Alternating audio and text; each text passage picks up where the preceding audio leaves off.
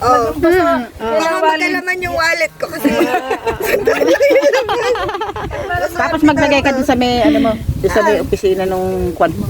gano'n. Oo. Putol mo, ma'am. Hatiin mo. Baka matakot yung mga anak ko. Itabi mo. Hindi ko makalalagyan. Tapos, Ma'am to. Alin? ano yun? Ay, ano ba yan? Ano yan? Kaliskis yan, di ba?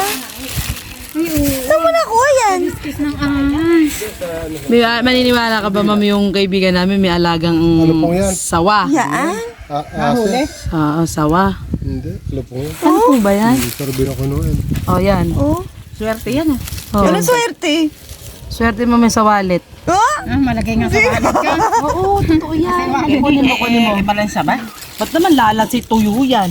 Tuyo na. Eh, saan ba nakuha yan? Nahuli Doon lang sa may Ito di butas. sinuwerte, sinasabi ko sa'yo ba? Balikan kita. Lagay mo. Doon. Bigay mo kasi dollar Swerte right yan. dito. Swerte yan. Mula pumasok sa amin, mapakaraming blessing. O, ganun. Talaga? Tingnan mo yan. Kailangan daw palad nung may-ari yung Ay, baka sundan ako ng ahas. Hindi, pag nilagay ko yun sa bitaka ko. Huwag mo ito mamalisin, ha? Baka sundan ako ng ahas. Hindi!